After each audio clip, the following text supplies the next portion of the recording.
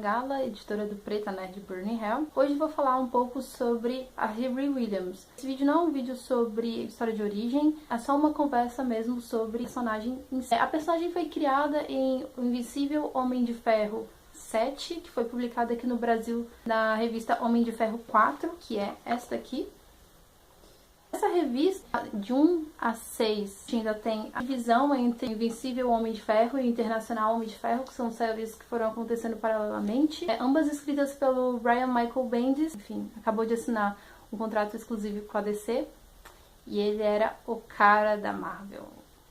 Mas enfim, vamos falar sobre isso não. O ponto é que ele é o criador do Miles Morales, ele é o criador da Jessica Jones, e ele é um cara que reavivou o Luke Cage no universo Marvel, assim. Então, ele é um cara que tá muito preocupado com a questão de minorias. As entrevistas ele já falou que ele criou o Miles Morales por conta de ter um filho adotivo que é negro e que não podia se ver em quadrinho nenhum. E ele, como quadrinista, achou que era importante usar esse lugar de fala dele pra criar esse personagem, que é um personagem que cresceu muito rápido, assim. Hoje em dia ele já tá no universo convencional e é um Homem-Aranha tão apaixonante que todo mundo começou a gostar bastante da presença dele. Dito isso, a gente pode também já pensar em alguns paralelos que tem entre o Miles e a Riri Williams, assim. Ambos foram criados pelo Bendis para trazer voz, uma experiência diferente, né? A gente vai perceber que nessa busca por representatividade e por essa ideia do que é o real, ele cai em alguns equívocos. Por exemplo, Riri Williams, a história de origem dela não acontece no primeiro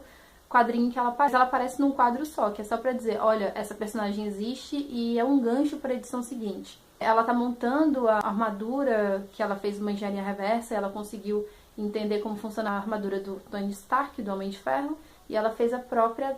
Sim, a gente já sabe nessa edição seguinte que ela é uma estudante de 15 anos, do MIT, um gênio, e etc, etc.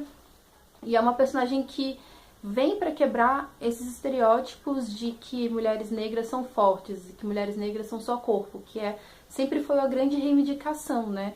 Se a gente pega, por exemplo, a Midnight, enfim, a maioria das personagens, até mesmo a Tempestade, são personagens que são muito corporalizadas, né? E a Riri Williams, ela é um gênio muito raro de a gente ver nos quadrinhos mainstream, nesses quadrinhos da DC, da Marvel, enfim. Então é muito importante. É claro que o mercado da América Latina não é exatamente o que dá o feedback do que a Marvel entende como importante, ou a DC, mas é importante que a gente tenha contato com este imaginário diferente do que está aí no convencional. Todo mundo conhece o Batman, todo mundo conhece o Superman, e as pessoas não sabem quem é o Pantera Negra, as pessoas não sabem quem é o Luke Cage. Então, a Riri Williams, ela traz essa nova experiência, tipo, interessante e mais próxima da gente. Se por um lado, ela é uma personagem que tem uma vida que é muito atravessada por tragédia, um momento muito banal da vida dela, ela perde a melhor amiga, ela perde o padrasto, o pai dela já faleceu também, foi assassinado, e ela lida com essas questões que são abordadas Black Lives Matter, sobre a vida dos negros importarem.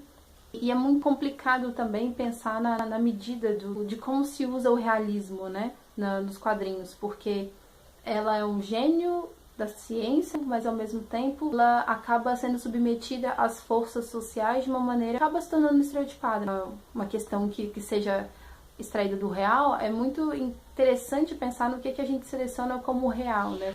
De fato importante, etc. No primeiro quadrinho, ela aparece num quadro que contextualiza. Na edição seguinte, a gente vai sabendo um pouquinho mais a melhor amiga dela, que é asiática, o melhor amigo do Miles, que é com quem ele divide quarto, né? Esse estereótipo, ele vai se costurar junto com uma história muito interessante sobre a criação da personagem heróica, né? Geralmente é muito atravessada por dramas, por sentimentos de perda, de dor, por traumas. E aí, até onde eu li das edições estadunidenses, me parece que esse trauma ele não é explorado de uma maneira interessante, assim. No geral, a gente vê um contraste do Tony Stark, né, que até a edição 3 do Homem de Ferro, desse volume que a Williams protagoniza, a interface dele, que é a Sexta-feira, trata ela de uma maneira um tanto quanto de alteridade, assim. E é muito sutil a maneira como isso é apresentado, ela ser uma pessoa que está respondendo a um trauma, está de luto e que há uma sensação de dor assim, que é explorada, mas